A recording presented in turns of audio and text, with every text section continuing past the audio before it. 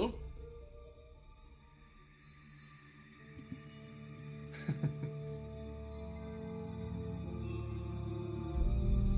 How's my sound level here?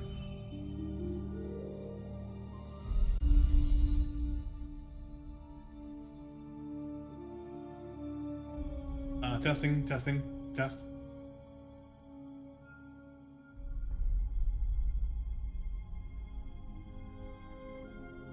We are live, by the way. Everyone is unmuted. Just checking.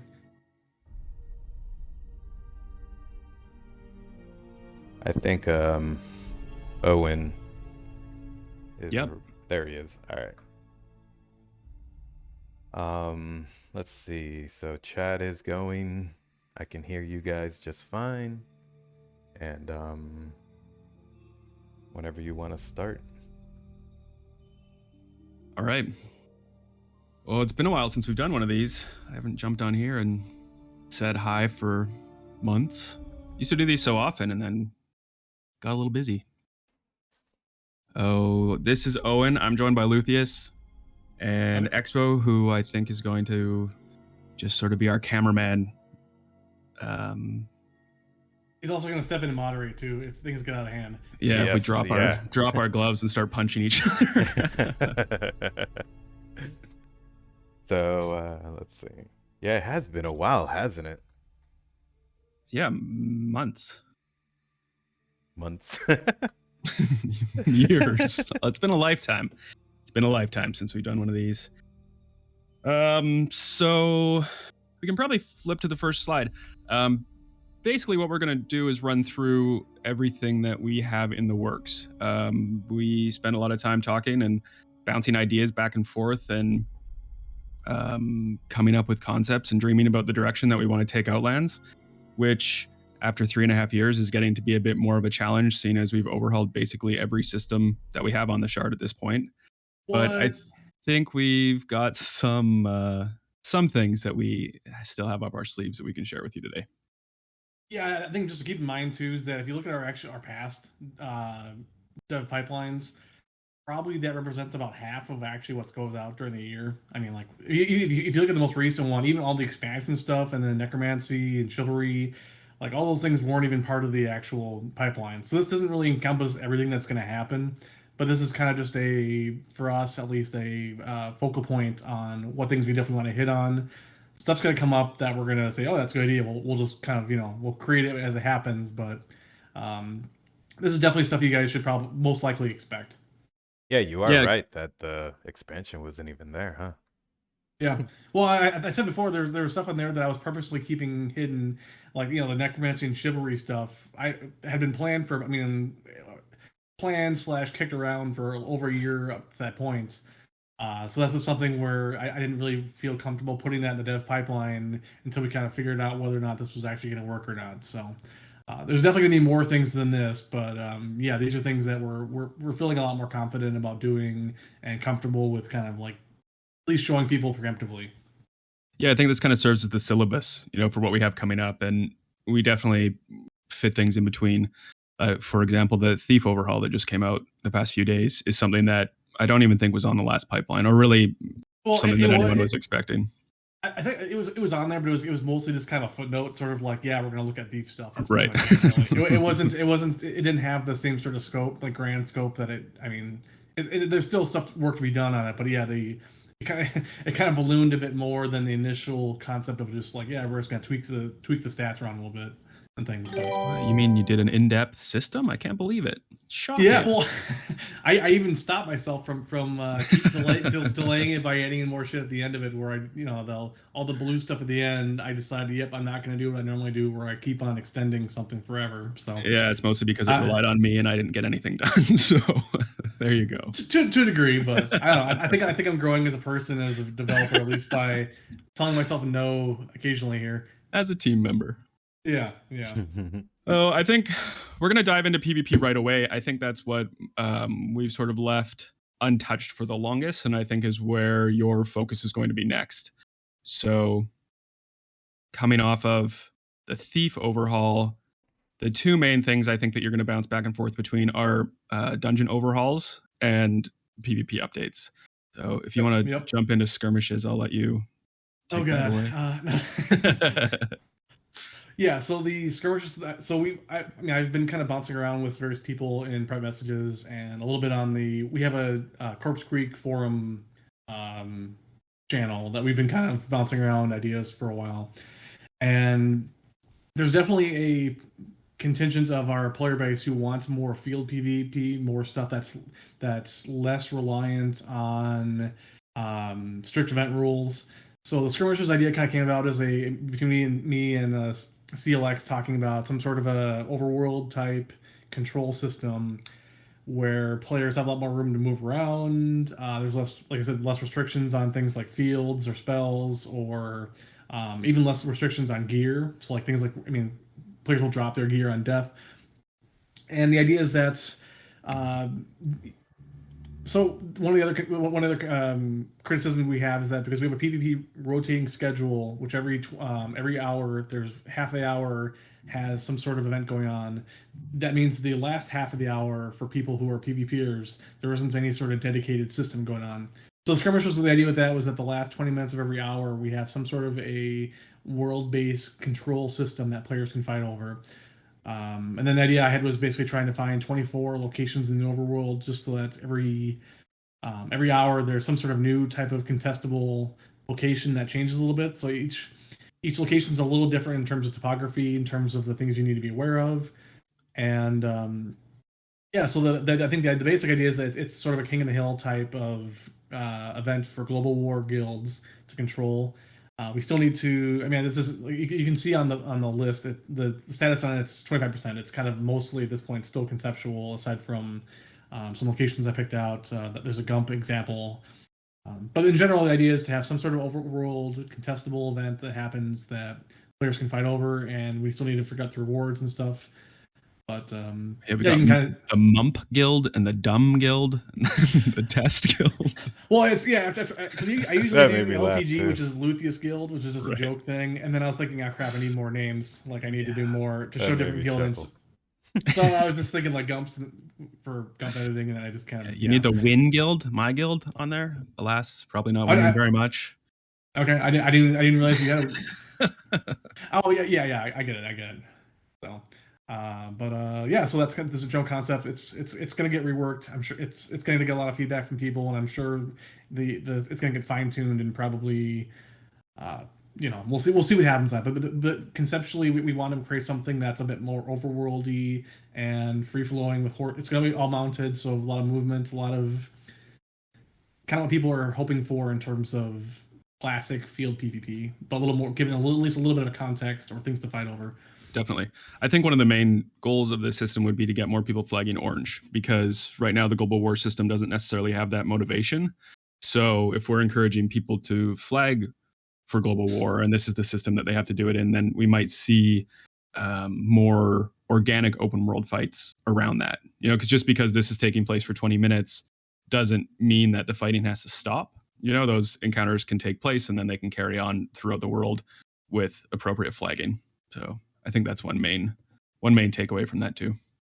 Yeah, using it as a catalyst, or at least giving people some sort of a focal point at one point to here's a spot where you guys can fight, and here's the time you can do it, and then let it go from there. Yeah, sort of announcing that this is the place. Sort of what I'd imagine that the Corpse Creek Warbell would be and never was. But yeah, something like that. Oh, we can move on from there. PvP rewards, I think, are something that we are just looking at overall, sort of refreshing reward systems and giving people a reason to fight. After 3.5 years, a lot of people have accomplished their goals and acquired what they're looking for. So if we add new methods to gain experience or progress in other systems, then people might be enticed to get involved in PvP systems.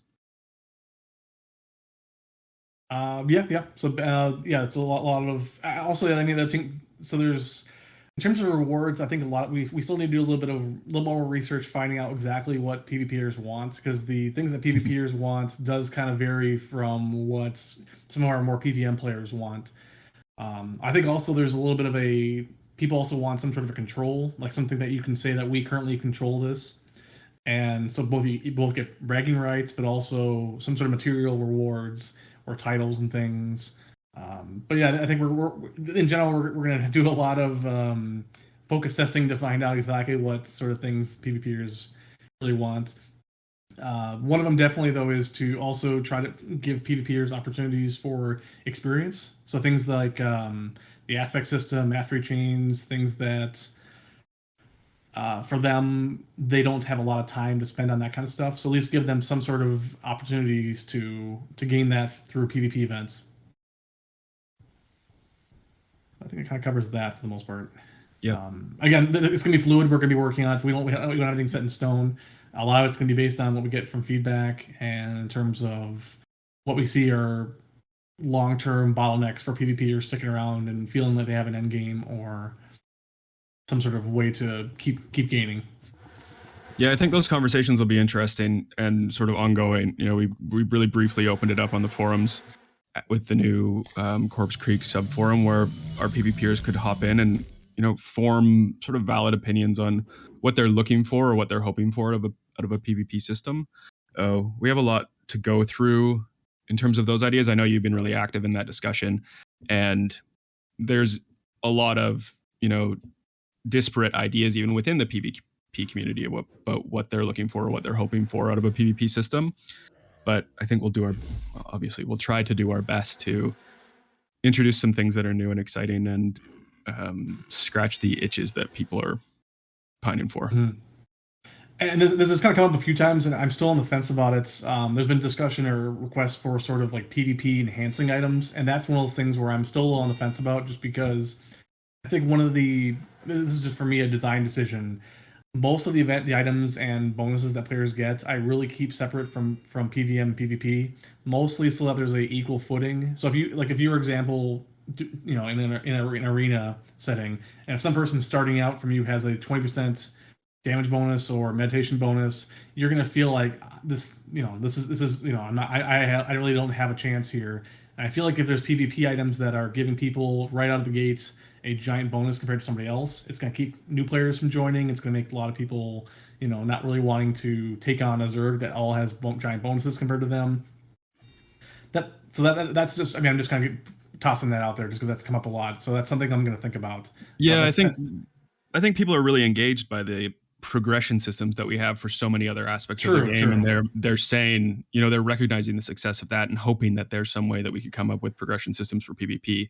But I understand what you're saying, that, you know, it can be really disheartening if you're going up against these veteran players that are, you know, max stat progress wise, and you're new and trying to get into it. You know, you might be at an unfair advantage. I mean, 20% on, you know, an E-bolt or whatever isn't very many points of damage, but it's still enough to skew a fight towards a certain, you know, level of progression.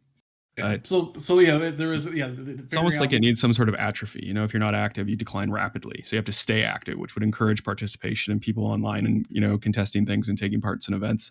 But anyway, we'll see where we end up. Yeah, because there's also, we have to be really, really wary about creating a sort of system that incentivizes a Zerg to happen. Right. So that's also, yeah. So or incentivizes burnout. Well, that too, yeah. So there's going to be a bit of a challenge to find some sort of a new PvP endgame in terms of development and progression that doesn't compromise the actual balance between players fighting. So that's another kind of a note we're going to be taking as far as when we look at this thing. So I think that's probably out for PvP rewards as we can think of offhand. Yep.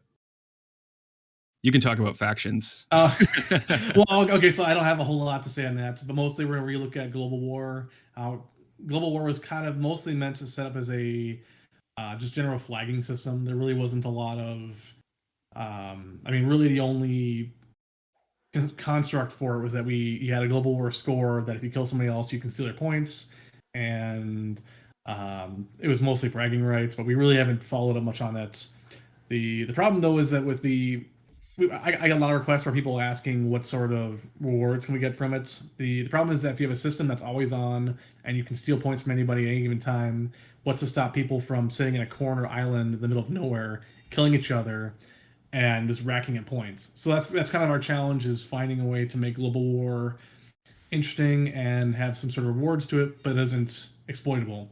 Because I played on a lot of servers before where they've had systems like that, and there's people would have kill parties where they would log in all their characters from two different guilds and kill each other, gain points, and then it kind of compromises the integrity of the event for everybody, or the thing for everybody else. So, but that being said, I would like to overhaul it and create some sort of either like a faction equivalency or something that kind of evokes the feeling people had from OSI factions in some regard. So that's going to be worked out. We need to figure out details on that, but I really want to, at some point, try to revisit Global War and factions for players. Yeah, I think people have a lot of nostalgia. I mean, I know I've annoyed you about this for the last 5 years because it comes up so frequently. You know, people are asking for something that they remember as being the highlight of their gameplay. And often the reality of those systems, or even the reality of those systems from a management, game design point of view, isn't necessarily the player experience. Like, you might have had a great time, but you didn't realize how imbalanced it was or how much of an advantage you have doing certain things. So I mean, you've been really patient with my constant requests, or even just me forwarding the requests of people to you. They're messaging me too. Systems. Yeah, it happens constantly. People have been pining after a faction system, whether that's sigil control or stealing sigils or base control, or the uniforms and the colors and everything else that goes with it, the titles, the punk, all that sort of stuff. Anyway, we'll see where we land on that. I don't know. I kind of see skirmish as taking the priority with that, especially with global war flagging. I don't know if it'll necessarily be always on, but I think we just have to see what always on actually looks like on a server like Outlands, which is always on and always populated, and there are always people abusing something. So see where we go with that. We can scroll down. Yeah, sure. Cameraman. I got it. Come on. I got it. We got a classic dungeon control. Okay, I guess I can just kick it off then, I guess. Yep. So this was on our last debrief, and probably was on even the one before that. Even we keep on trying to find a reason to incorporate classic dungeons somehow, either as a nostalgia device or some sort of a kind of a throwback. The idea that we're kind of kicking around right now ties a little bit into some of the previous stuff we mentioned. The idea of having a contestable region for players in Global War. I think that either the idea is to create some sort of a King of the Hill type contesting area, or even possibly a champion spawn type scenario that Global War guilds will compete over, and using the classic dungeons as a bit of a battleground for them, which will require a little bit of work, just because one of the criticisms we've had here early on was that a lot of our dungeons were linear, which meant PvP was a little difficult, which ironically a lot of people who were asking for classic dungeons and that stuff didn't seem to have a problem with the fact that the OSI dungeons were extremely linear for a lot of things. Really small. Yeah, and that being said, though, we are going to try to at least definitely consider it having some sort of a classic dungeon battleground contesting scenario where players are in Global War guilds are fighting each other over some sort of a control zone or a champ spawn type thing. And then the idea is that the rewards that we're going to get from them is potentially, and this is something we're still debating, but it's pretty likely some sort of a aspect cap item. So like we're probably going to introduce aspect tier 15. That's no surprise. But we were considering having players need to spend I think I was calling them aspect triumphs is like the name of the item. It's an item name I just kind of threw out.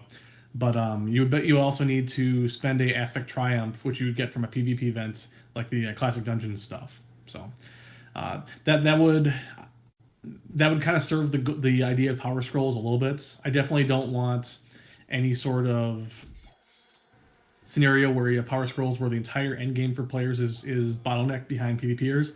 However, I think having aspect tier 15, which is just the kind of the end cap on it, having that be a PvP item, I think that would be probably acceptable in terms of giving PvPers an item that players want, but also not completely gatewaying a PvM player's entire endgame progression through an item that's might be part of a system they don't want to participate in, because I know we're not going to get. There's a lot of people who just don't want to do PvP, and that's fine. We're not going to force them to entirely do that. But this item would be probably interesting enough and valuable enough where PvP players would want to fight over it. So that's just kind of the basic idea. Hey, go ahead. Sorry. No, I think we've been trying to find the reason to introduce classic dungeons, because I think there is a nostalgia element that people really like about them. You know, we spent 20 years of our UO careers playing on them until you jumped into Outlands or another classic map server and were forced to learn new dungeons. But it's like the real question, sort of, which is where we start with all of our development, is the why. You know, why do we want to introduce classic dungeons? And I don't know if it'll go so far. I've been throwing out the idea that it'll be like a complete debuff, you know, like no aspect, no codexes, no progressive systems, really weak pets. Because if we're going to go with classic dungeons and spawn them with monsters, you know, the classic monsters were really stupid. They had very poor AI. They didn't do much, you know, compared to the monsters that we have and the PVM experience that we have curated on Outlands. The classic dungeon experience is pretty boring. And Outlands definitely has the reputation of being a, you know, exciting or more engaging PVM experience than your classic UO experience. So introducing classic dungeons has to be something that I think really goes like full retro. You know, if we put everyone in, they were all really weak, you know, players, but there was a reason for them to be that way, to acquire something. Anyway, just a matter of finding what that reason is ultimately. But I think having champ spawns or some sort of King of the Hill experience, like a PvP experience, doesn't really matter if you're debuffed or not, because all of those systems debuff in PvP anyhow. So it could be just a nice way to revisit these old dungeons. I've spent some time reworking them. A lot of them had sort of poor construction, I guess, compared to my level of perfectionism with map making. So I've gone through Deceit and worked through like the walls and fixing bugs and adding stairs where they were broken and all these sorts of things that you used to do. And you know, fire up a free shard and you have to go through and fix all these teleporter locations or stairs or whatever it might be. So I've got a few in the works. I think if we were to do this, we might choose our favorite 4 and rotate through them, or work on all 8 at some point. But we have to figure out how we access them, what the access points are, what the restrictions are, if there are any restrictions. You know, these could be lawless areas, which I think a lot of players have been asking for as well. But, you know, for what reason? Like, why would you go hunt in a lawless area? You know, what is the point of doing that if you can just be killed? There has to be some motivation. So we have to work out all of those details of like what drives people into these situations and into these systems. And if that's an aspect triumph, then I think that, you know, all of our elite PVM guilds would be chasing that. All of our PvP guilds would be contesting that because it will have value. Anyway, we'll see where we end up on all of that. And it's nice to see these old dungeons. They are very simple and blocky and linear and small. So anyway. Yep. So scroll down, Expo. Yep, get to work. Busy stalking people in Strangelands. Yeah, my bad. You know. All right, well, I guess I'll start talking just this one. Firestarter. Yeah. Okay. So Pyrostar is this is also, I think, on the last one, but the idea is that we want to create a capture the flag event for Outlands. Pyrostar is more of a thematic reskinning of capture the flag. It really, I mean, for the most part, it'd be capture the flag, except for rather than having a flag, you have essentially a giant ball of fire that kind of goes over you, and then you would bring that fireball back to your pyre to score it. So the main goal is to create a sort of a back and forth contesting event. The event would be auto balanced and potentially, most likely, auto balanced by ELO rather than guilds. And I'll hit on this in a little bit here, but yeah, I think as far as PvP balance, players are really hoping for a lot more of a skill-based balance rather than guilds and stuff, which is going to require a little bit of a social change for players because they're used to, you know, being in their voice chat with their same guild. But I think there's definitely something to be said for getting players doing PvP with kind of random groups, which will be some of their own guild mates, just based on law of averages. You're going to get randomized and have like probably half your guild with your team. But yeah, in general, this is another event that is auto balanced. So I think people who are get kind of tired of Zergs will at least have another event that they can do that they know that they're going to have a at least semi-balanced PvP experience. Yeah, and we could do multiple taking place at once. You know, if it ends up being 5v5 or 7v7 or whatever it might be, that could be small group size. I know players have been asking for the ability to draft people in town struggles, which just sounds like a nightmare to organize. Standing there and picking your teams. I think dividing based on ELO or on skill would be the way to go. Like, town struggles are so funny. You know, sometimes they're like, it's amazing, it's the best event, it's so busy, it's even teams. You know, the score's really close, and there's blowouts at the end, and you know it can be really exciting, or it can be really, really horrible. And it's when it's horrible that we get all this feedback, like town struggles need to change, or you know, you need to change this, you need to adjust that. Just like how we get complaints about PKing or in Thieves, it's always, you know, when someone's died or when they've been stolen from, that the system doesn't work for them. So it will be good to take a step back on team balancing and see exactly how we can apply that to all of the events. But I think Pyrostar or Capture the Flag is a great place to see how that works. But Pyrostar will only be introduced because we're removing Stygian Riffs from the schedule. Yeah, which we'll discuss here. Actually, I suppose now we can go to that now here. Let's go down Expo. I got it. Or not. Okay, so the Riffs was mostly a big experiment on our parts to try to create a defined team instance PvP events, which unfortunately, it worked in terms of actually what we wanted. The actual event itself was, I think, for most players actually found pretty fun, but I think there was enough issues with the timing of it, the difficulty of requiring an exact number of players on a team at a spur of the moment, but just the timing of it was a little difficult for people to kind of keep up with. So at this point we think we're most likely going to be taking Stygian Rifts out of the rotational schedule and putting in Pyrostar in its place, and then taking the Rifts and moving it more towards a Strangelands type scenario where you have multiple scheduled per week. And I think if people have only a handful of them per week scheduled, they can plan around them a little bit better. So if you know that, you know, on Saturday at 4 p.m. there's a Stygian Rift event, I can basically set my schedule and have 3 people ready to go and do it. Versus if it's always if it's every couple hours, players have a little more difficulty maintaining that sort of team concept, you know, every few hours every day. So. But the idea is that it'll be like Strangelands where they're independent. We most likely would move towards a independent reward system similar to Strangelands. So you have points just for Stygians, which we kind of do now, but more of a standalone entire system, not just piggybacking off the guild system for rewards and whatnot. But yeah, it's been Rifts have been interesting to watch. I mean, obviously, I came in really gung ho about pitching that system, and you humored me by implementing it. I think right now they're failing a lot based on team composition. You know, even if we in the future force like an order rule set like we do for PvP tournaments, it might become more even. So right now we might have, you know, 4 or 6 teams, but the teams will quit if they're against like 2 Dexters and a Poisoner. You know, if it becomes more of like a mage event, or even if we add options to remove the doors or to remove the traps, or you know, decrease the value of the monster, those sorts of configurations might encourage people to play. Or also if we move it to a tournament system where we can monetize it, add cash prizes or Prevalia coin prizes, and you know, schedule with announcements and get people sort of hyped up about it, they might revisit the system with some enthusiasm.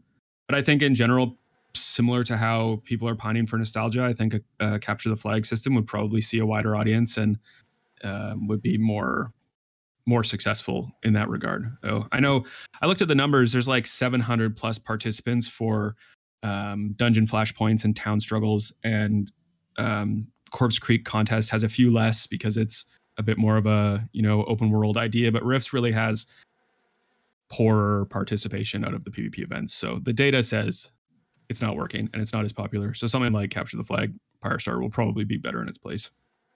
Yep, which is sad, but it's just gotta be realistic. So. Yeah, I mean, it's sad, but we're not scrapping it. We're just moving it out of the regular rotation. So Yeah. it will live on in some way because we have a lot of diehard fans who love it and have loved it from the beginning. So we're not getting rid of it. It's just going to find a different home. Yep, we're sending to a farm upstate New York. Yeah.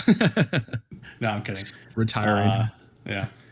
So I guess next thing, town struggle updates. We kind of hit on this a little bit, but with town struggles, we're going to look at trying to probably try out a couple of things. But I mean, one of the things we're definitely going to do is try to flip it over to a system where we balance the number of participants by splitting off into having multiple instances. So like if we have, I mean, we'll occasionally have ones that are like 20 versus 20 people, which is kind of neat to look at, but probably is not good from a balance standpoint. So I think what would better be served is if we had that sort of number of players signing up, we'd be better off having 2 10 versus 10s. So like, and then rather than like one single 20 versus 20 in Prevalia, have a 10 versus 10 in Prevalia and then a 10 versus 10 in Cambria. So basically trying to break it down so the teams are more manageable sized and players get a little bit more of a a little bit more of a manageable and more realistic PvP experience rather than 20 people energy bolting in a giant bundle. So that's one thing. The other thing too is we're also considering, and this is, I mean, we'll see how this goes, but also auto balancing based on ELO as well. Kind of hitting on what we said for Pyrostarters, but just have, I think people like playing with their own guilds, but at the same time, there's been too many events where one guild is way better than the other guild. So even with even numbers, the balance isn't good. So hopefully, doing something based on ELO and splitting people up might result in better balance. And if it doesn't, we'll try something else. But I think we're going to give that a shot at least. Yeah, I think people like playing with their friends, and that was initially why we made this change. But I think now people would rather have a balanced, fun event than to be, with their teammates. People have gotten kind of players are well trained to jump into Discord and join the voice channel, and we have a bunch of callers who have taken the lead in terms of organizing their teams and calling for the event. So now I think we can move more towards trying our best to help a balanced event occur rather than letting a certain guild play together and dominate things. We'll see how that goes. I think that's mostly that for town struggles. Next one, dungeon PvP and murders. This has come up a lot. Just people. We did a little bit of an adjustments recently with as far as the changing wilderness to a region. But then I think the next step we need to look at is there's definitely a lot of people who aren't happy with the current handling on blues versus reds. In the context of blue PvPers, not because I mean, when you say blue people in dungeons, I mean 90% of them are actually PVM farmers. The issue is more of when you have murderers and then you have blue PvPers coming into the dungeon specifically to fight murderers. What sort of handling do we have on that? I don't know if it's going to be lockouts or if it's any sort of what exactly that will encompass, but some sort of a mechanic to at least address the current issues players have with blue PvP versus red PvPers. So I see timers for moongates getting mentioned a lot. For blues, they can attack and ditch instead of reds, which get stuck. Well, the current handling is that you should any aggression right now has a minimum of 30 seconds just to keep blues from attacking and then just kind of like cowering and ducking out. But I think that I think we're looking at more of this sort of we're not trying to completely cater to reds, but there is a valid point. If a bunch of blues come and attack reds and the blues die, they can instantaneously res and get back in the fight, whereas reds can't. I'm not saying that we need to cater to reds, but I think there's something we should at least look at the current handling on it and consider what sort of dynamic that's creating for PvP. Right. I've had a lot of positive feedback on the latest changes, obviously from reds. That's helping to revitalize what they see as PvP. Personally, I don't think of PKing or red being the red playstyle as PvP necessary. I mean, it is PvP, but it's not the sort of PvP that we're looking to curate with something like skirmishes or with factions or organic encounters. But they're definitely saying that it's revitalizing their gameplay. They don't get that 15-minute global lockout anymore. The timers are down from 2 hours to 1 hour.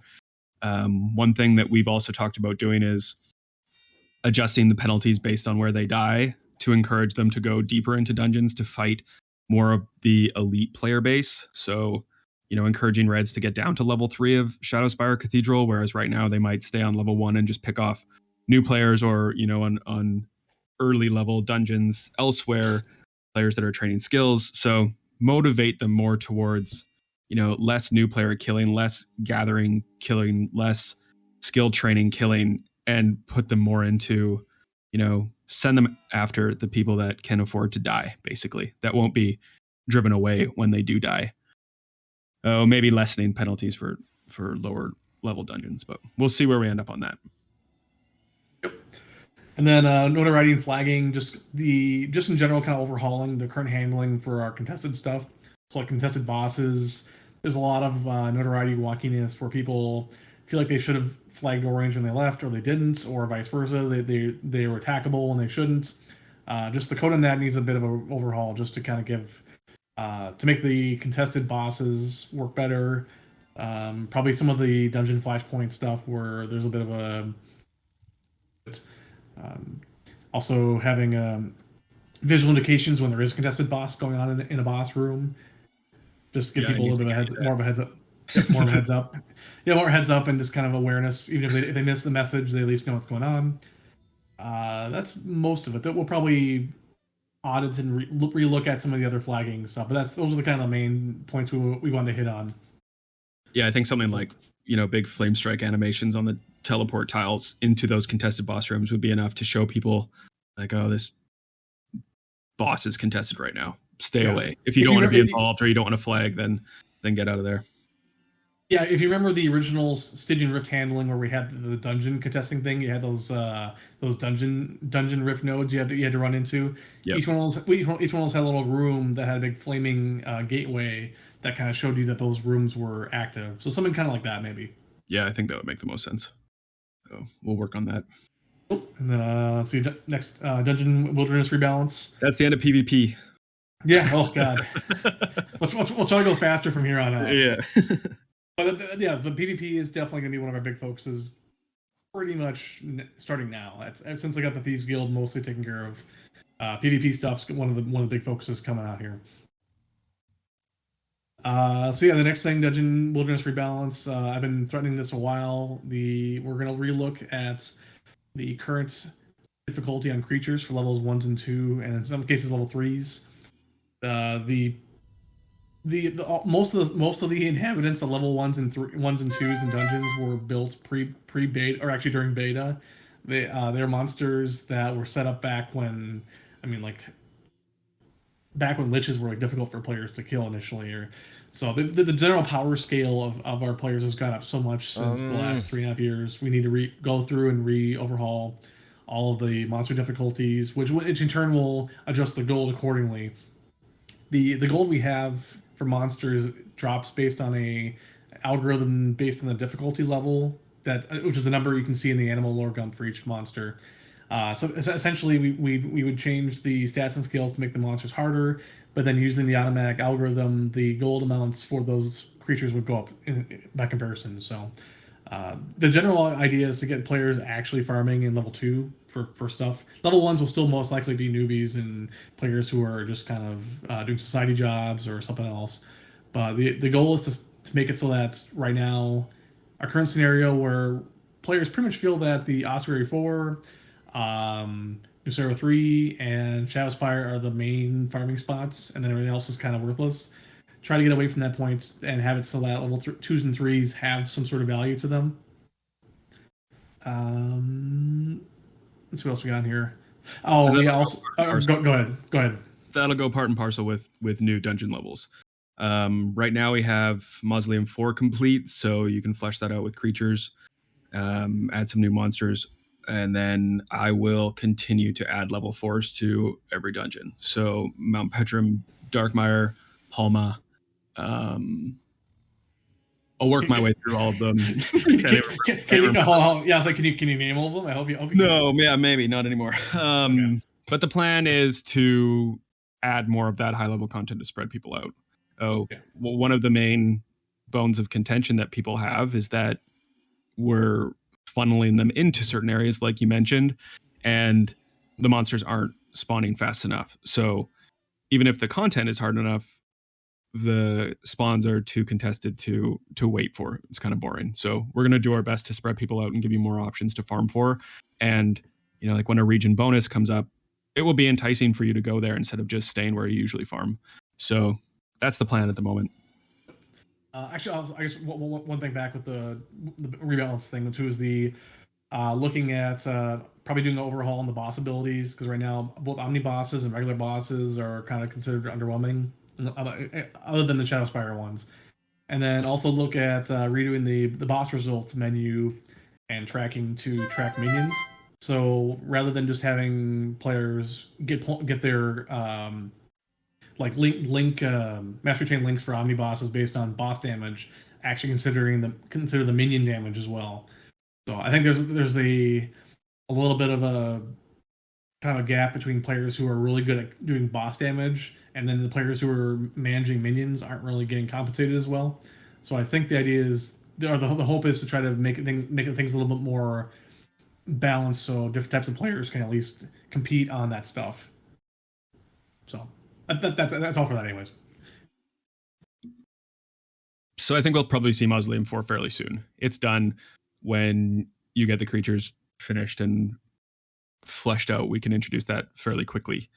I know we'll probably bounce back from PvP to dungeon rebalances and making monsters, depending on the level of insanity on either side. So that could be fairly soon. Yeah, typically I usually do about 2 or 3 things at once, just so I can switch back and forth, like doing Bomberlands while doing Thief stuff and vice versa. So yeah, it's usually it'll be pretty quickly. I'm guessing we'll get dungeons, at least some sort of dungeon stuff changing pretty quickly here. Cool. Next one is the strong boxes. This is one of the ones that's going to be debatable. Actually, there's 2 of them coming up here, but this is one that's the issue has come up a lot, and I think this is kind of a solution that, in my opinion, anyways, I feel adds a bit of a, I would say progression, but more of a kind of a milestone type thing. So we've had a lot of players complain about the fact that gold in dungeons, the weight is too much, or the value of other items is high enough to the point where players are leaving gold in dungeons on the floor, which is kind of a funny conceptually. I mean, I can't think of too many times in UO I've played where people were just leaving gold on the ground. It's kind of a unique scenario. But the idea I had was what we had was a strong box, which is essentially the quiver concept, where you have a item that's in your backpack that only can store gold. So the strong box itself is blessed, but any gold you put into it will not be blessed.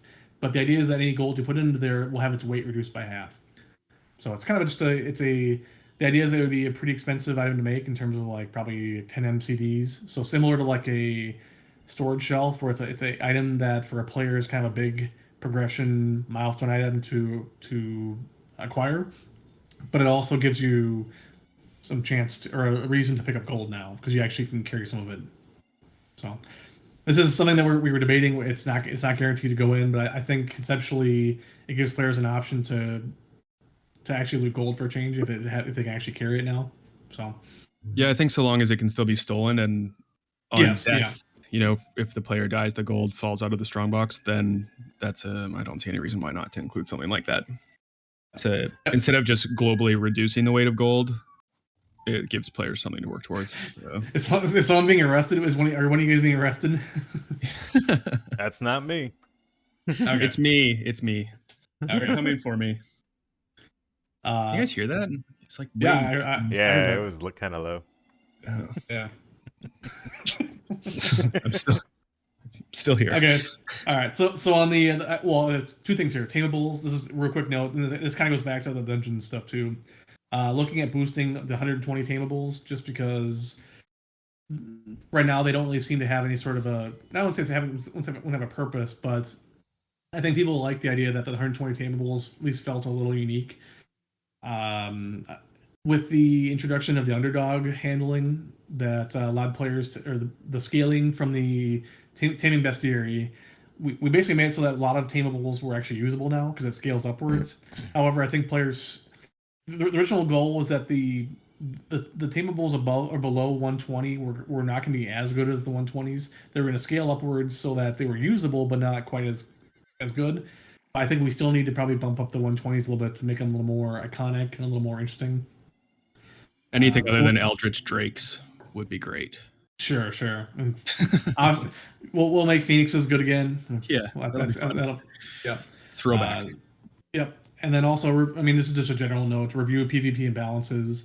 The one thing that always comes up is ranged creatures, spellcasting and range stuff, or also anything that can do hamstring. Just we'll have to. We don't have any specifics yet. We haven't decided anything, but just kind of review where we're at on those because I've actually gotten surprisingly few comments from players on private message about PvP tame complaints. Which, I mean, 2-3 years ago, that's all I got. Well, no, it was half of the complaints I got were for tamed PvP stuff, and now it's pretty minimal. So I think we're in a good spot. But just kind of do a review of where we're at right now, see what things are, what gaps we have still in that. So, yeah, obviously, like Volt Wisp hamstring right now is the one that keeps coming up from amongst the people who are bringing it up. That's the one that keeps coming up. So.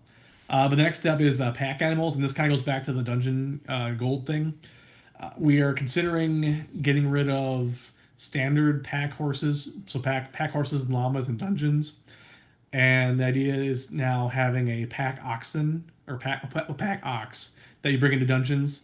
The basic idea is that the pack ox is either we're looking at two different approaches for it. The one I'm leaning towards, the first one is potentially making them just very expensive, like 20,000 gold. So if you lose it, it's a bit of it's an investment, and if you lose it, it kind of sucks. I'm not quite in favor of that, just because I feel like there's a lot of players who manage to bring a pack animal into a dungeon and it never gets at risk, so they don't really lose it. So for them, it's not really a major investment. The other option I'm thinking is treating them sort of like a mount token, where it becomes a giant progression item that you unlock, and you can summon it like a mount token at a stable master and bring it to dungeons. And it would have to have some sort of probably a cap, like number of times per day you can use it, or how much you can, some sort of limitation so you aren't constantly spamming it. But it's some sort of an option that you can occasionally use into a dungeon, and becomes a limited time or a limited scope item. So I think we're at a point where players are so annoyed with pack animals in dungeons, but at the same time they don't want to not use them, or like you feel like it's required. So I think it's at least moving it towards a unlockable progression item. If you're going to do that, at least you have to work for it. Is my kind of my approach to it. We'll see what happens, but that's just kind of one of our ideas for it right now. The only note I have to add is to thank the artists for all of this stuff that's coming up. We've got an amazing art team that's working on Outlands right now. Battle Axe Bill and his brother Don West are doing incredible things. They worked on the Pack Ox, which is a pretty nifty comp between a Pack Llama and a Bull existing animations. And Hayes, who's working on some incredible animation stuff, which we'll touch on. Valorian and Fortuna, who are doing our custom Gumps. Belial, who's still behind the scenes helping with sort of busy work and making new seasonal garlands and things like that. So this, for me, this is one of the most exciting parts about the direction that Outlands is going, is all of this additional customization. So thank you to the artists for all the work that they're doing. That's definitely which takes us into horse customizations, which is something that I think is pretty cool. That's definitely something we have, a lot of great artists and, lots of great contributions. Yep, we are finally adding Elder Scrolls Oblivion horse barding. There we go. Awesome. Yep. Not exactly sure how people will get this yet, but I think adding another layer of customization would be really cool to see guilds wearing, a uniform with all the same hue, caparison, or barding or saddle pads or whatever it might be. Part of the exciting part of going to Classic UO only, which happened a while ago now, is that we are unlocking all of this capability to do things that would never have been possible with the support of Steam or the original UO client. So adding some sort of system where you can customize your horse, whether it's a tack manager at the stables or a gump that you can pull up and unlock or acquire these sorts of items and dyes for them, and then as soon as you mount a horse, it automatically appears underneath you. I think will be really cool. Guild colors or coordination, or just your own unique flair will be pretty neat. So right now it's just horses. I know people have asked for Llama and Osterbardian, but that's a whole other can of worms. But anyway, these are just prototypes. We're getting into testing them now. We're going to make sure the system works, and then I'll get the animators going on it, as it's a lot of frames to cover, and they're drawing everything by hand. For this sort of stuff, it's frame by frame. There's no 3D additions. But anyway, just as a note, that these would be purely decorative. These are not going to add armor to your character. You're not going to have it's not going to affect PvP or PvM. It's just a kind of a fun show off type thing. Yeah, just like clothes for your horse. Pretty much. Yep. I guess on the same. Yep. On the next, I guess the similar note is update the mount breeding system. We've gotten some feedback from some of our players who are really into the mount breeding system, and try to finally do some updates for that to new hues, new handling items, maybe kind of incorporate some of the plant system stuff where there's a little bit more of dynamic elements into the breeding system that you have to manage and keep an eye on. But just in general, just kind of give it more of a little bit more interactiveness, or a little more interesting elements to it. Possibly updating some of the more maybe some of the different outputs you get from there could be changed too. But we're just in general, we're going to really look at mount breeding, so it's going to get some love at some point here. Yeah, it was one of the systems that we had pitched when we launched, but it didn't happen for a few months, and then now it seems like players are getting really into it. We have some really serious breeders. I checked, there's almost 2,000 breeding troughs that are active on the server, and they're now getting to the point where they're achieving those rare endgame mount breeding hues. So it's like one of the rarest things on the server, which I love.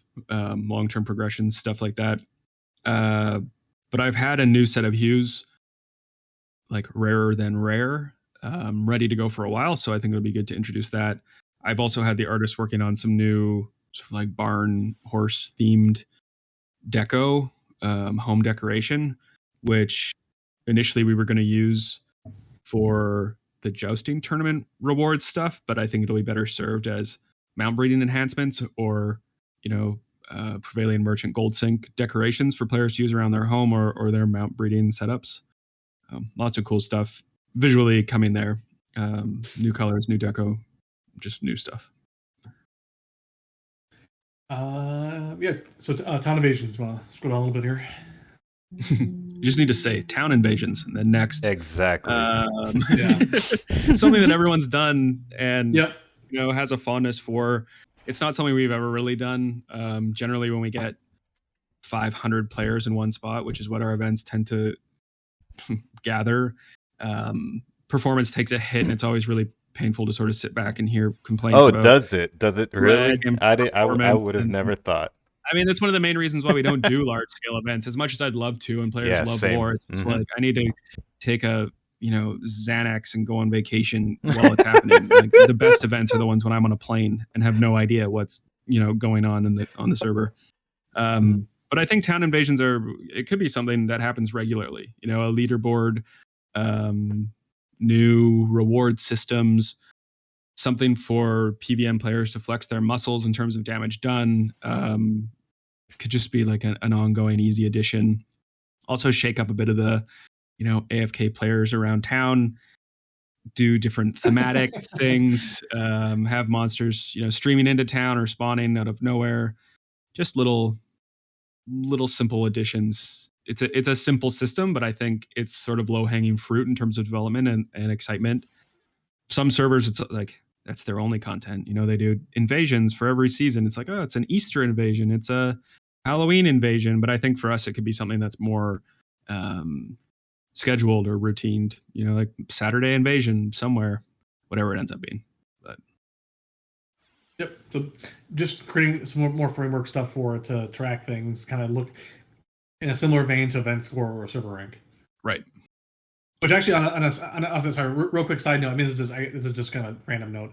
I did actually just recode server rank to now have previous seasons tracked and expand the system so we can actually add more categories tracks. So we're going to look at more of giving players more options to view past results on these types of things and expand them a little further. So just kind of a side note. Yeah, it would be, we could have like a town defender server rank monthly with a new Garland reward. Be all listed there. So next thing, weapon balance, specials, codices. I actually wrote codices rather than codexes, just because I was being inattentive in that one. We review and rebalance the weapon damage speeds for weapons that are currently infrequently used. Right now, there is a hierarchy in players' minds of which weapons are worth using, and some of them, like fencing, are really only considered in a very, very specific context. Like for example, tamers, like you have Dexter tamers are pretty much the only people who use fencing stuff. Some poisoners, but for the most part, it's really just kind of niche. So I think we would like to review where weapons are at, both in terms of the weapons damage and speeds. I think most weapons damages are fine, but yeah, fencing is one just where people just don't use it. And then also look at the specials currently being used, or at least the ones. This goes back into which ones people are using, but right now I think people feel that fencing overall, the stances and the finishers and just in general the weapon specials for them are underwhelming compared to the other ones. Like archery hinders is considered great. Macing, piercing, crush is considered great. Swords is only really good in a boss scenario. So I think we're gonna kind of review where those are at and make some adjustments to them. We'll see what that kind of plays out. Probably not adjust PvP stuff. I don't really plan on it, but we'll see if there's a little tweaking that can be done. So that's pretty much it for weapons. Aspects. This is so you'll notice this when people actually get a chance to review the full notes on the full pipeline. But we did get rid of the new player experience type note we had, just because we're at a point now where we have so many amazing people producing content for us in terms of guides and posts and explanations of how to get started. I don't think at this point we can actually do a really decent, or there's much point for us doing a new player experience type quest or walkthrough. That being said, though, I think that the aspect system is one system where we can probably create a sort of a quest type tutorial experience for players that kind of guides them towards unlocking the first aspect and give them a discount on too. That's kind of a big point is giving players a kind of a hand holding to get them going on their first aspect and understand the system, because for a lot of people the aspects are a huge chunk of what makes our server unique. So that's something we're gonna look at. We're always looking at new aspects to introduce just to keep things fresh. So I'd ideally like to get at least 2 new aspects in the next 6-12 months, just kind of mix things up. As mentioned before, this is everyone kind of knew this was going to happen, but bump the max aspect tier to 15, and I think we were looking at this as an opportunity to integrate the aspect triumph item which is acquirable from PvP systems, just to give a PvP player something to fight over. It's high enough of a level, aspect 15, where players aren't going to be completely, out of luck if they don't hit 14 or hit tier 15 right away, and it becomes an item that they can sell or becomes coveted. So then the next thing on that kind of note is this is something that Seekerman from our staff proposed.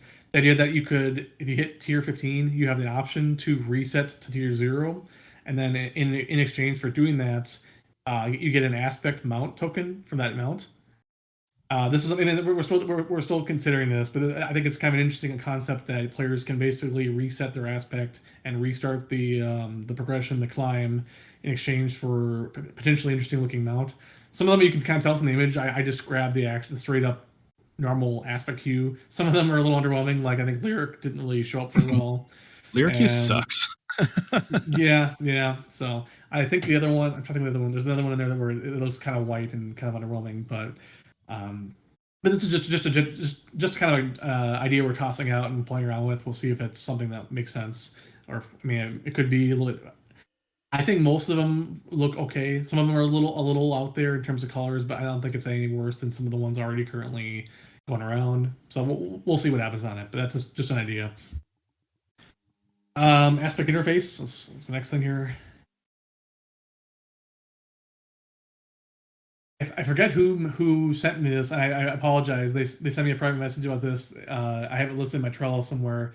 But looking at overhauling the aspect interface, the actual menu you interact with aspects with, creating some sort of an overview type page where you can see all of the aspects at once and see your levels for them, and then flip between them. This is mostly for people who have a lot of different aspects unlocked, and they like to on the fly in a dungeon switch out between all sorts of different ones.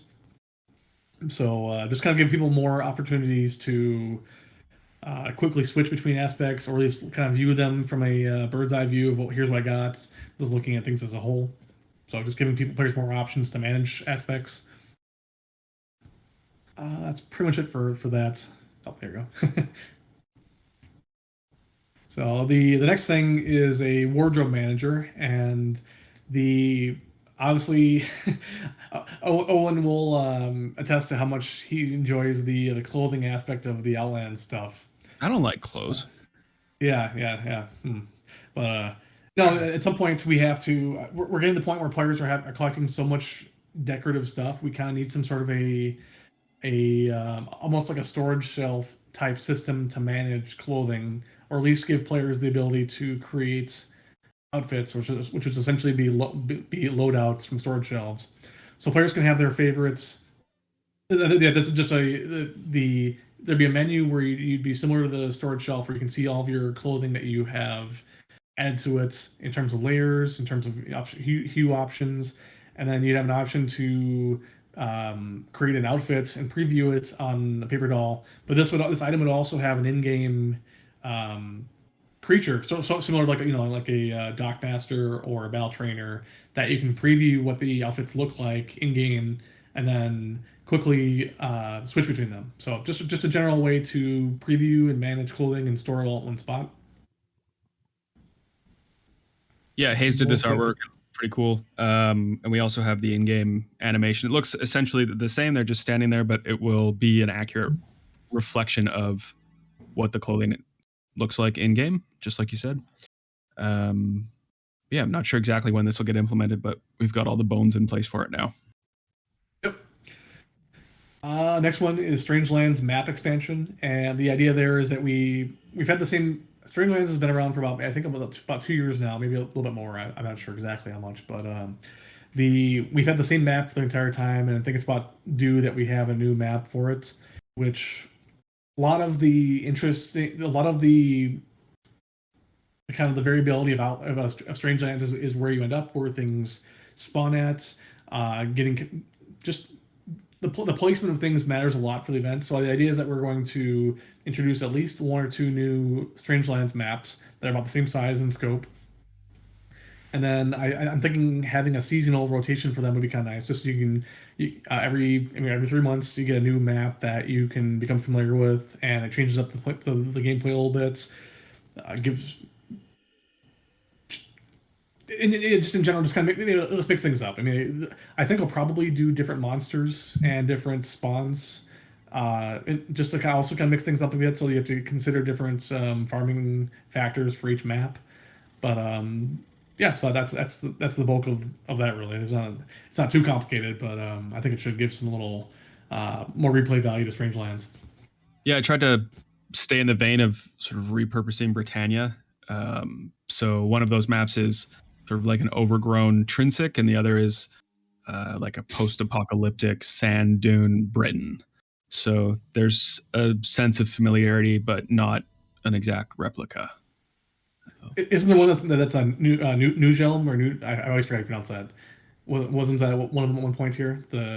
No, didn't make the cut. Not yet. Okay. Anyway. Okay. All right. Fair enough. Okay. Next thing, a couple of them. Yeah. So this one's not too fleshed out yet, but basically revisit the horticulture and brewing system that we introduced about 7-8 months ago. I think it is. Actually, I suppose it was part of the expansion. I think just kind of expand on that, because we already have the systems in place for the loot drops and the crafting parts of it, so we can new items for that, new consumables. Possibly some new deco stuff to kind of come out of it if he wants. But just yeah, in general, expand the horticulture and brewing stuff. Next thing is supply caches. This kind of came up during the Thieves Overhaul. We were discussing different ways to expand on players searching for things, and the idea of this was to try to create a sort of almost like a treasure map, but for dungeons and for kind of non-standardized locations. So the idea is that you would have you potentially get like a supply note that would drop for you, and it would essentially be a location you need to find. And the idea is that you would possibly have to do kind of a hot cold type, like sort of a getting warmer, getting colder type thing, where you have to yourself figure out through context clues of where the thing's at. Mostly to try to get away from the treasure map scenario where people pretty. I mean, everybody knows that you can basically plug in the current system we have into a map tool and pretty much find almost the exact spot of the treasure map. So something getting away from that and getting a little more towards players having to be a detective and find where the location is.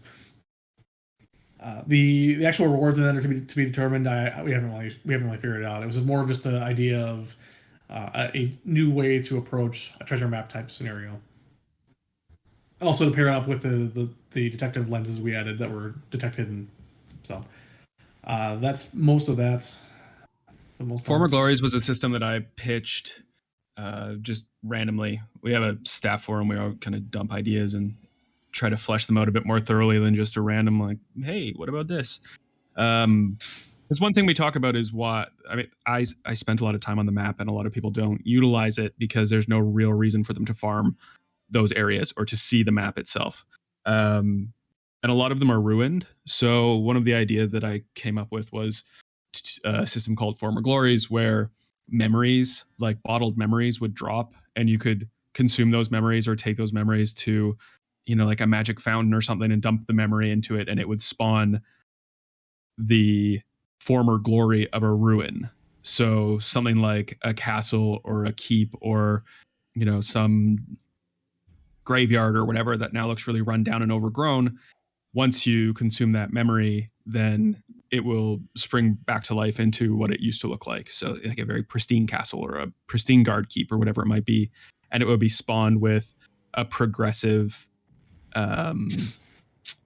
monster experience. Yeah, so you're working your way through more challenging monsters. And once you complete the, boss monster of that bottled memory or former glory, then the region disintegrates back into its ruined state. So just a more visually engaging system for progressive spawns, I think, is the goal with this, as well as potentially integrating other skills, which I'll let you talk about. Oh, well, yeah. So, I think also one of the things we've been kind of looking at is, so in game you have things that are called multis. So any sort of either ship or house is called a multi, because it's basically made up of multiple parts. And with houses, you have in the map or in the our files, you have a multi. And what we were thinking is that it'd be kind of cool to have something where you have location that is starting off as a multi, but then it has like 5 different stages. So like imagine if you had a tower where you were constructing it and like hitting it with a hammer, and it would start off as a tiny, like one story, but then as you did work on it, the tower would actually grow. So all of a sudden the second story would come up, or a third story, or fourth story. So we're kind of playing around with ideas where if you had these ruins, where if the ruins were actually laid out as multis, you could basically have 5 stages of this location kind of coming back to its former glory, where as players kill monsters in the progressive spawn, or also help repairing with like crafting skills or any sort of other kind of interactive elements that aren't exactly straight up farming, it'd be kind of neat to have players being able to at least temporarily fix up this place and see what it looked like in the past, while having some kind of cool visual elements going on. So that was kind of one of our initial ideas. I think we had a long time ago, we were trying to do what was the corrupted tower we were trying to do? It was actually one of our splash screens for the login for Outlands at one point. It was part of like a Halloween invasion event that we were going to do around King's Fair and the Queen and that whole lore system. But also rebuilding Burnt Cove was another one that we wanted to do as a crafting event. basically taking Cove, which exists on the map, but it's covered in lava and all burnt down, and doing an invasion, having players defend it, and then working to contribute resources and rebuild all of the buildings until it becomes a functional, beautiful city again. Because I actually have it as a rebuilt city, similar to how, Andaria is Britain and Cambria is Trinsic. I have Cove in that same style. So we'd work, like, if you contributed different milestones, like 1 million boards and 1 million ingots leads you to the first step, and then 2 million and up to 10 million or whatever. And, maybe the biggest contributor could name the building, or, it could be so-and-so's bank or whatever it might be when it's all completed. But that's a similar sort of using the multi system to dynamically progress the map. Because that's one of the only real ways that we can do it without forcing a map patch on everybody.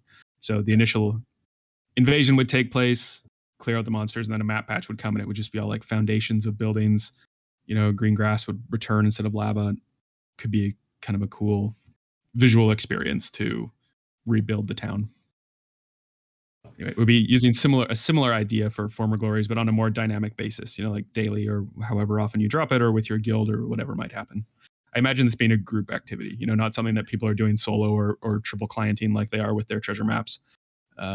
Be something more like you get a group together and you go and you experience this thing in the game. That's the theory. That's all of our theories. That's always the theory. Kind of like the Moonglow Zoo and those other things. What about OSI? Like the collection. Like collection. Yeah. Yeah, I remember people were like, they got a piece of Moonglow, like a wall tile. It was their most coveted item. Yeah, or like a rock. Yeah. All right, so next up, societies. This kind of came about when we were doing the Thieves Guild, Thieves Overhaul stuff. The idea of introducing a new society. I was just thinking shadow markets. The problem is that we wanted to do some sort of thing with thieves, but the problem is that I think that doing thief only society jobs was not wide enough of a scope to warrant its own society. So the idea is that we can look at a handful of new gameplay options to kind of bundle together and create a new society. So I mean, the bulk of it would probably be thieves jobs, similar to what we have right now for our monster hunter stuff, where you're stealing from specific types of monsters and locations, but then also doing supply caches, doing those former glories. I think also incorporating trade caravans into it, both in terms of players completing them, summoning them and completing them, but also potentially raiding them too. I think could be interesting. You can have players. Yeah, you'd be able to tick off a box if you're actually able to steal an item from someone else's trade caravan. It would be kind of interesting. But so it would be a fully standalone society, similar to what we have for monster hunters or for seafarers. So it'd have its own collection of its own hue, its own mount tokens, and everything else. So, but basically, just kind of a new society that can take on some of the weirder and more interesting gameplay elements and try to give them a society home. Yeah, I think that another idea that was pitched to us recently was smuggling runs, which I think would be introduced with this society. A more individual sort of overland transport system, sort of like escort system on NPC escorts. Yeah, doing something like that, but applying that to the shadow market society could be really cool. Add some conflict, some traversing the world on a player by player basis might be cool. We might explore that idea. Yeah, we've had people asking for merchants, basically ocean based versions of that, which we've thought about. There is a little bit of an issue with potential logistics of blocking stuff, because anything with ships can be a little bit wonky. But we're definitely going to try to take a look at that too, though. But yeah, that's why just in general, a new society that has a new deco, new reward items, and trying to fill it out with some interesting gameplay mechanics that players can do for jobs. The next thing is we're looking at kind of refreshing some of the deco or the rewards from the existing societies, adding new clothing deco that are specific to each type. I'm sure we'll probably expand this even further. I mean, hopefully with more rewards for all the other systems that are reward points. But societies were the one we were kind of looking at thematically of giving new clothing that are unique to each one. I think Hayes is going to stream making the art items for these. Because right now, an artist named Valorian creates them based on the theme. So we have 6 sort of complete new outfits for male and female for each society. And then Hayes creates the in-game, like your pack item for these. And I asked him last night, I was like, how do you do this? Do you just like rotate it and then adjust and draw in the details? And he explained really briefly how he does it, but I think he's going to stream it. So if anyone's interested in art creation or watching the artists work on these sorts of things, Hayes is going to stream that for us, which would be pretty cool to watch. These will come fairly soon. I think we want to refresh society rewards because I know a lot of people are holding on to points, especially since I've teased these in our Discord channel for a while now. So we'll get those rolled out so people can start spending their points and wearing these new clothes. All right, let's see what we got next. Oh, yeah. So I guess on a similar note, we kind of hit on it before, but trade caravan improvements. We introduced a system, and it's we mostly kind of introduced it as a bare bones system. The system works, but I think we really need to up the interactivity on it, make the actual encounters a bit more interesting. We were debating at some points. I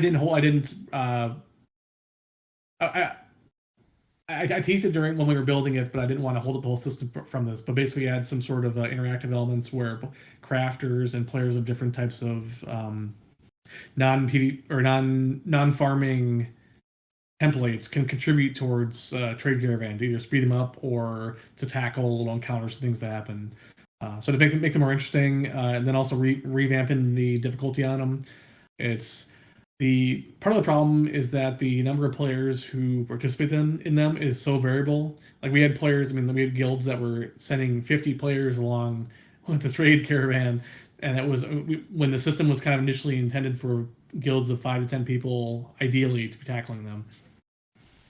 So just kind of revising them to be better scaling, to have more interesting interactive elements, have like either a mini boss or shrine boss type creature integrated into it at some points, and then also to track the contributions players are making for harvesting towards them. So so there's a log somewhere showing for this trade caravan, player X contributed 10% of the harvesting points. That was the reason why it summoned it. So and then this will also, I'll hit on this later, but this is also for guilds too, as far as like the dungeon summoning thing. But just in general, give more ways for players to show credit that they do towards summoning for them. Yeah, I saw recently a caravan got raided by an opposing guild, which doesn't happen very often, and it's built into the system. And I think it would be interesting to give guilds the option to have more reward, but also more risk. If they were to say like, this caravan will be publicly announced, or like it will be on the town crier, so at least they could see some contest. It seemed like the guilds involved were having a great time. The blues fought back and the reds attacked, and it really felt like that sort of quintessential raid element could be something that we could build upon, and also including trade caravans on server rank to have new rewards and potentially make it part of the new society as well. Yep. Next up is player loadouts, and this is kind of more of a customization type thing. Most likely, players can either unlock this, or in some cases integrate it just naturally. But the players, I think a lot of players are asking for ways to create a sort of a loadout where they can easily swap between the various setups for things. So, like for example, if somebody used to use an echo and switch between a character that has different aspects selected, or different stances selected for their codexes, or even possibly, it's a little more in the weeds, but like as far as master chain links, swapping that stuff out. But just in general, just more options for players to create a sort of a template, and then have a ability to on the fly swap them out without having to do a lot of tedious changes each time. So, and most likely these would be either gold sinks or some sort of item sink in order to unlock them to give you that option. But something that gives you more ability to manage the different types of characters you can play as quickly. So that's pretty much all that for that. Owen, you want to cover the character stuff? Yeah, animation character stuff? animations are something that we've had in the works for a while. It's been a dream of mine since I got involved with Ultima Online to be able to customize the way our characters look. I think we'd all be lying if we said that it wasn't a huge part of why we play the game is the customization aspects. So switching to classic UO only has given us an opportunity to really dig into this. And luckily, Hayes has jumped into take this challenge on head on. Basically, what we're doing is recreating the UO humanoid animation so in 3D, matching it frame by frame. There's 35 different poses, so stuff like walk and run and stand and fidget and running with a staff and running with a weapon and get hit and bow. You get the idea. It's a lot of work. There's 1,056 frames. I think I've got a siren going by again. You 1,056 do. frames to cover making new equipment animations. So doing that by hand, which is what historically our artists have done, is a tremendous amount of work. So this will allow us to render new equipment and clothing animations on a 3D character and then export them more easily. So we can start doing things like replicating some of our paper doll art a bit more accurately on the character. We can look at adding armor customizations. We could look at adding new weapons or new armor systems entirely, or just enhancing current categories that we have. Basically, it's really exciting. Hayes is, I think he's like 6 of 35 poses done, so we're still a bit of a ways out, but we might start to see custom animations for each new clothing item that we add for our seasonal releases and for society releases and beyond. So this is an exciting visual progress for the server. We're also looking at changing our animation format altogether, enhancing patching speed, allowing us to expand it indefinitely, adding more slots. If we keep adding clothes at the rate we're adding them, we're going to run out of room. We'd also like to be able to add new monsters and NPCs and mobiles as we continue to develop. So that will allow us to just sort of expand without limits, which is really exciting from a development standpoint. Yeah, so we're moving on here. Dungeon chests. Yeah, so this is another one that kind of came up during the Thieves overhaul. People have been pointing out the fact that our dungeon chests haven't really been updated to reflect both the loot mounts that have been changes from the creature difficulty has changed, and therefore the loots have changed, but then also traps or dungeon chests themselves have not really been updated based on those changes. So we're going to relook at that. Possibly look at the handling on it. One of the things we did with the Thieves overhaul was that we made it so that multiple players can steal from the same monster. In most cases, you can get three people can steal from a standard monster. So one player isn't completely kind of tapping out a single monster. I think we can potentially do something similar with dungeon chests to give players a little bit more opportunity for multiple people to go through a dungeon and do traps on it. It gets a little more complicated because it's a container, so that's a little unique, but I think we can definitely look at expanding a little bit further and making it a little bit more accessible to players, especially those who are doing societies who are kind of in the volume game in terms of trying to complete jobs on those. So that's kind of a little note on that. I think people are revisiting dungeon chests now that they're in dungeons with PVM stealing. So this might come at a good time to enhance that aspect of gameplay as well. Yeah, because so the vast majority of players who are doing dungeon chest stuff are doing hiding and stealth, and now that there are actually some more hiding and stealth mechanics in place, I think people can now do a hybrid build of a pilfer where you're stealing, but you're also going back and forth between chests and stuff. So yeah, it is a good time probably now for us to revisit that and look at the overall balance on it. And then a pseudo similar note, there's Traps Overhaul. This is also another one where we introduced this pretty early on. I think it was at launch. If not, it was relatively soon after launch. But traps for players.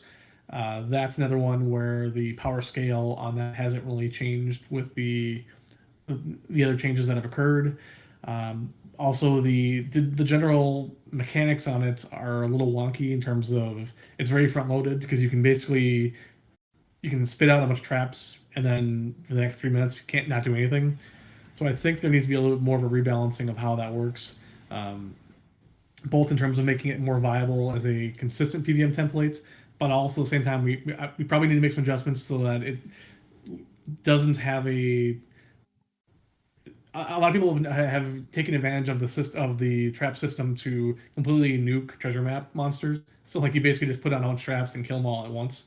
So I think we probably need to revisit that a little bit too, but make it more of a consistent template and not just a nuking template that sits for 3 minutes. So also create some QL features, probably overhaul the trap menu again a little bit to make it a little more user friendly. Add some options for players to be able to do last trap, where they don't even need to use the menu. They can literally just command or shift context and just place the trap down, so they don't have to use the tedium of the menu. Look at synergies with this kind of came up again with the Thieves Overhaul. Somebody pitched this to me, but I also was thinking this myself from a few different games. The idea of placing bombs in monsters' backpacks. Probably not players, so I think that's going to be a balance issue. But I think the idea of trapping monsters is kind of fun. So something like looking at that possibly. And then in terms of, I guess one last note is also the remove trap skill itself. Probably just merge that into detect hidden.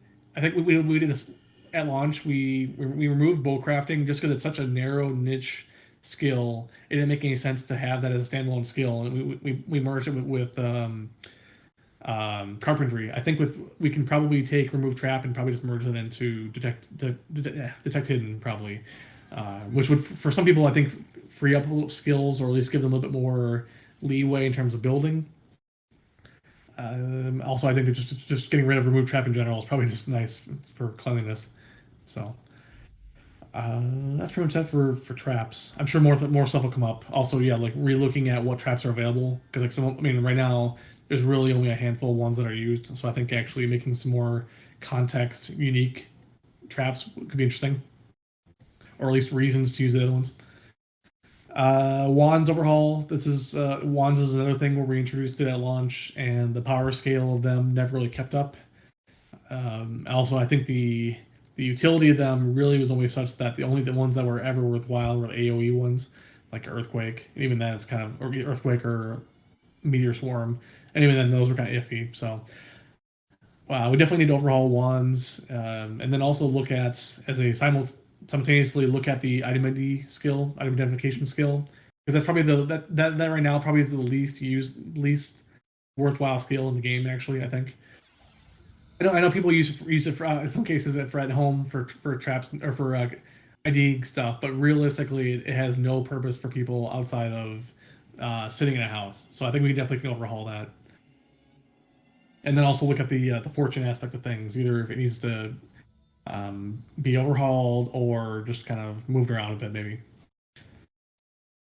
Let's see. Enduring colony defense. This one was Eric Arcier had an idea for a sort of a PVM only tower defense type thing, but a little bit more modern take on it. So I know like there's been various games where they've had this. I think like the World of Warcraft Battlegrounds had something similar to this. But the idea is that you have a giant castle, and players are going to be defending against waves of monsters.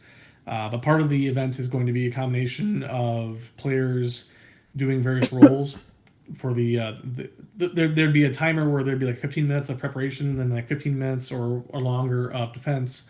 So players would be doing tasks like crafting stuff. They would be harvesting, setting up defenses, possibly players doing scouting or any sort of recon type ideas. And similar to Strangelands, we'd have templates for characters. So players would pick a template that they'd want to use, and then based on what template they pick, their role for the event would be a little different. So the event would actually be instanced. It would be similar to Strangelands, where you're in this very, very specific setup for an area, and it'd be kind of a fun long, or a fun sort of a kind of a. I guess you could say an event. I guess it's an event, but where players are in this little kind of tucked away mini PVM tower defense type thing. So we don't have we have some ideas for it we haven't really worked on it yet, but I think it'd be kind of a neat sort of castle defense thing. Hasn't really existed yet really so far in Outlands, so I think we can probably add that. It says 5% complete, but it should really just say like a brief idea, single discussion. Well, Eric has actually written out a big listing of things he'd like to see and like kind of examples. But I think the problem is that it's more of the working out the mechanics of how is this going to work, how do you get to it, what sort of scheduling, what are the actual balance issues. So yeah, I think it'll operate like Strangelands, more PVM instead of survivability. You know, I think New World has a similar sort of tower defense battle tower castle keep thing happening right now. So it'll be along those lines. I've got a list of artwork that we're working on too, like new, like destructible wall tiles and castle gates, keep gates, and like boiling tar pouring over, and barricades, and things like trees that look like they're being cut down when you chop on them, so there's a finite amount of resources that you can collect in a certain amount of time. And then the idea is that monsters will stream in from a few different directions and you have to defend yourself. Potentially that initial period will be everyone has a role, like whether you're a blacksmith or a gatherer or whatever it might be. And then when the battle actually starts, you can shift your role. Like it gives you a 5-minute chance to sort of respec your character for the event. And then you go into defense mode and see how you do. Yeah. Potential to be something really, really fun. Yeah, I think So when I was on the Ancorp server, we had something called UACZ, which is Ancorp Zombies, and that was kind of that basically is a combination of this and Strangelands merged together. And I think there were still some elements that we could probably incorporate from that, where like the players actually constructing destructible terrain for as far as like walls and things. And I think there's a lot of kind of interesting interactive elements that we can introduce into this that would be maybe pretty unique for UO. So I think that's what we'll probably use that as a fun little testing ground for some really unique interactive elements. But so that's a concept. Next thing on the list, we have Bomberman tournaments, and this was kind of a foregone conclusion. We're gonna add support for Bomberman tournaments at some point. I didn't code it when we actually introduced Bomberman, just for the fact that it would probably have delayed it a bit more. So it's going to be added, but it'll take a little bit of work just because the way the Bomberman tournaments would work as a 8-player free-for-all type thing, or anywhere from 4 to 8 players. The menuing system will be a little bit unique, and it'll take a little bit of customization in order to get it to work. So it's not like a standard tournament in the way that we kind of look at it now. It'd be a little bit unique in that regard. So. I'm just playing Bomberman right now. If you want to play Bomberman, you can head to the arena and go against Expo. I'm working on a few new houses. People always ask for new houses. I think we have something like 150 right now. A big bulk of my time is taken up by making new guild prestige houses, but I'm still working on some new I won. Regular houses. Good job. One theme that I'm working on right now is like an Asian theme, using that whole tile set, and a new tile set that we created for the Asian theme. So we might see some of those. Right now I've got 4 new houses in the works, varying sizes there, and I know people want more marble options, so definitely working on more houses. Cool. Also looking at some sort of customization for houses. I know people have suggested having customizable trash barrels. I think it'd be kind of nice. And then finally adding the infamous house pets, maybe. we had the creatures tab on houses that was introduced. I coded that during beta, and it just nothing ever came out of it. So I think at some point actually introducing that. Shout out to Grade A house pets. Yep. Finally. Then also adding the option for auto stashing of mounts, so a house can have. That's one we get asked for a lot. Really the only thing that's been keeping me from that is I need to redo the house interface in order to have room for it and a good spot to put it. So it's kind of the coding on it shouldn't be too difficult. It's more of just a logistical issue of where we're going to put the handling on it. So A couple of these ones coming up are some of these are rehashes from the last ones, like Master Chain restyle and dies, just giving players more customization for the visual styles of the Master Chains, either dies or new visual styles.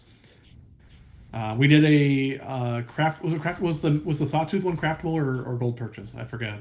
I forget what it was, but that was pretty popular. So I think we're going to try to do more limited release chain restyles as we go for each season too. I think there's definitely more room for us to give players options on how their chains look. So we'll revisit that again. Next up, Shrine Overhaul. Shrines have mostly been pretty static since the first 4 to 6 months. We definitely need to have, we definitely need to adjust them in terms of difficulty. We didn't really back when we did the boss scaling changes. We didn't really touch shrines, which I think we definitely need to do that. Make them more scalable based on our players doing them. Readjust the handling of the actual bosses to make them more interesting. So just in general, kind of retouching on shrines. It'll be like there's a couple different things we can add to it. Also, finally, the Chaos Shrine thing, which the original goal for that, we decided probably wasn't going to work as far as what we were hoping for. As far as I think we were kind of pitching it as a big gray zone shrine, which I don't know. Logistically, I think it's going to be difficult because players in general don't like mixing PVM and PvP at the same time. So I think that's something we probably need to revisit and then look at what we're going to do with the actual Chaos Shrine. Master Chain updates, looking at the links we have, and I think we have opportunity for new links for different types of mechanics. We obviously had the new Thieves Overhaul that came out, so I think there's opportunities for there. We can look at things like people have pitched ideas for like damage to disease creatures, and I think there's other types of PVM stuff we can probably capitalize on for those. Armor customizations. This is another holdover from some of our previous ones, giving players options to take existing armor pieces and giving them some kind of fun visual restyles. They'll basically be functionally the same. So, like, if you have a plate helm that looks like a horned helm, or plate armor with spikes and stuff, but just kind of fun ways to visually spruce things up a bit. Yeah, that goes part and parcel with the new animations as well. We'll be able to add things like bigger shoulders or spikes or different visual armor styles. Yep, 80 shoulder pads all the way. Yeah. Pretty much. Let's see, next we have stats.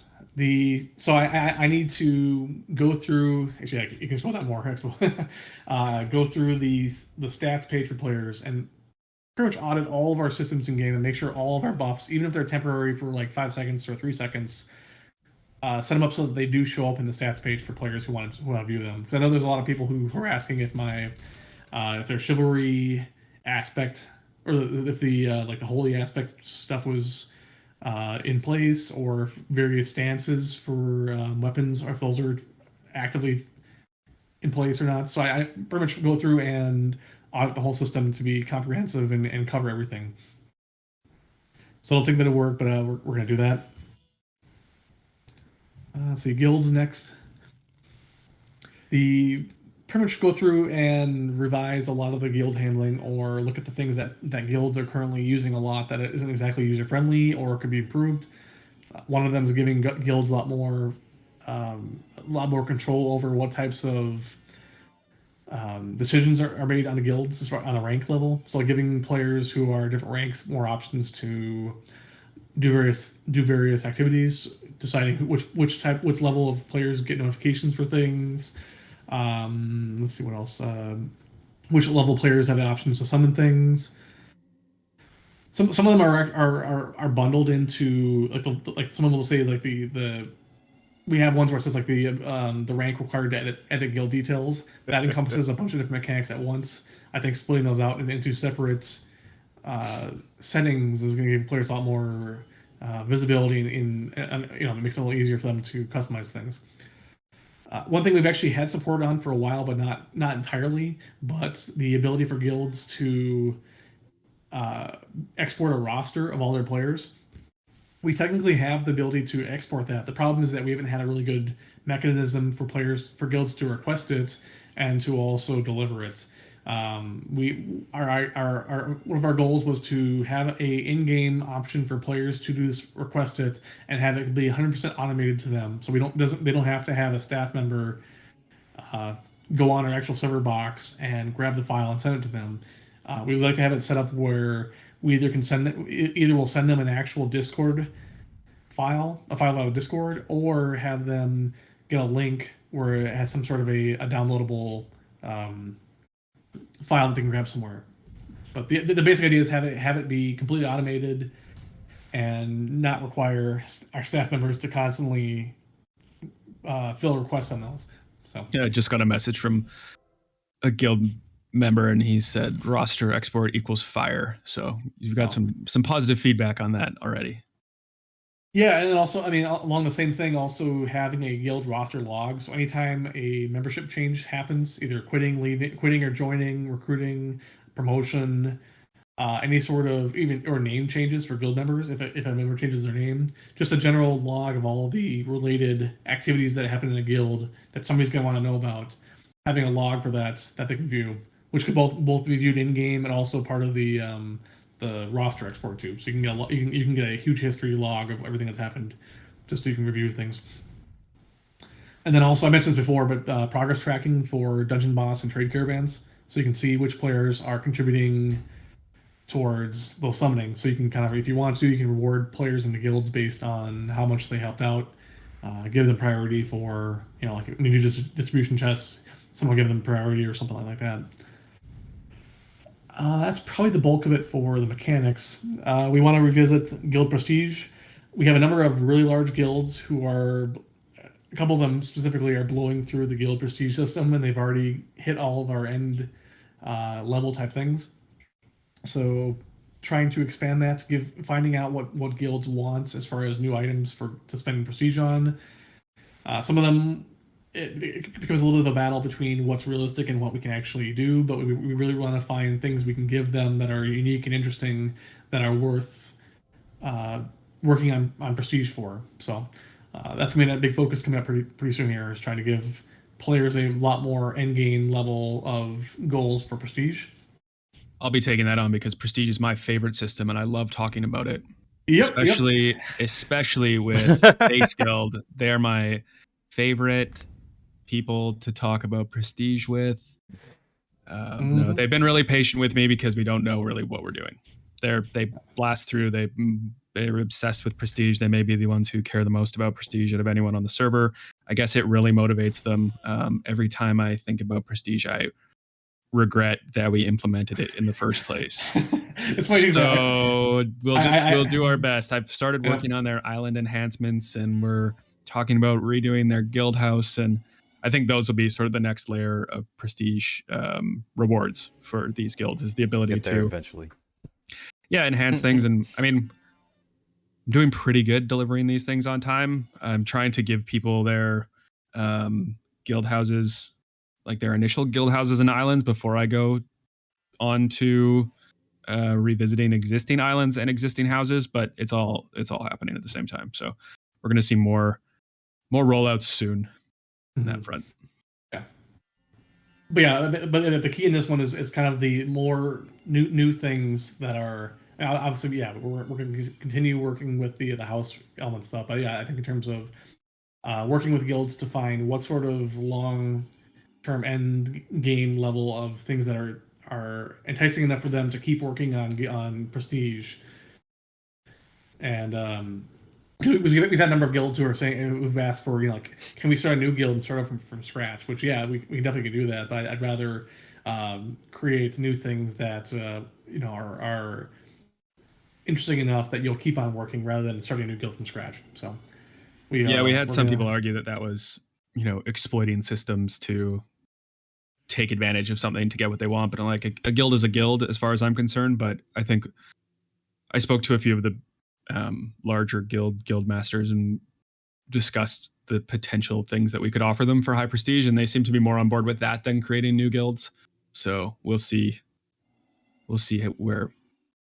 what they end up with. Let's see. Oh, actually, this one's listed as guild mechanics, but actually it should be, I think, guild lore books. I think maybe it's coming up twice here.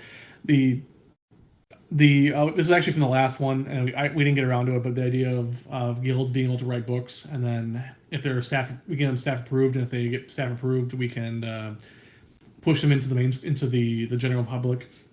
So like having them drop as loot, kind of similar to what we had for collectible cards and things. So I think there's a lot of players who are we've really talented players who are good at storytelling, and I think that we can potentially add their lore as a thing that other players can encounter and experience. So Monster Arena, this is kind of come up too. This is creating a sort of battle arena where players can tackle waves of monsters. This one's been on, I think, on the list before, and we didn't get to it, but we're definitely going to look at some more. I think there's a number of people who want to be able to tackle PVM competitively. They want to be able to show off how quickly they can tackle certain monsters, how they can address different waves, both in terms of like what speed they can do it at and what difficulty of stuff they can do it at. So I think we're going to try looking at more competitive PVM type options. Else beyond that at this point yet, but that is going to be a focus for us to try to get some more PVM competitiveness stuff going. The lorebook system, we're finally going to try to fill out a lot of the gaps that we have in the. Well, I mean, a lot of it's actually is more aesthetic and more role-playing parts of it, but we have in our lore books gaps where we didn't keep up with some of the new dungeons, like Cavernum and Shadowspire don't have lore book entries, and that's just more of just completionist type thing. But on a similar, also I think some of our we really could stand to have some more history stuff added. But also we need to really look at the mechanics of it, because I know there's a lot of people who aren't a fan of that. Some of the lore pages collections are 10 pages and some are 15, but the rewards for them are the same. So we're going to look at addressing that. And then possibly looking at new lore bosses in general, because we just have the 3 currently, and I think we definitely expand on that or kind of add some more interactive elements to it. So, you got something? I know a lot of people have been asking about the return of the research material graphic so they can decorate their houses, because we replaced it with that sort of stack of papers. I worked on that, and we have 4 different kinds of flippable stacked books that people can use to decorate with, so we'll probably add those in an upcoming patch. They'll be craftable, probably scribe craftable, I assume, with the master crafting diagram, but that'll make a comeback. So if you decorated your house using those stacked books there, they look like stacked papers now. Sorry. New customizations. This was one from the previous pipeline, and it's still applicable. We definitely are going to probably more now than before focus on customizations, things that are gold things for players, things that are both either aesthetic or also functional. I kind of hit on it before as far as like the loadouts options, where you'd have the ability to swap between a loadout that will switch simultaneously your echo, your stances for codexes and whatnot. But I think we need to focus on customizations and give players options to sink gold and have either both mechanical quality of life stuff or even just kind of fun things.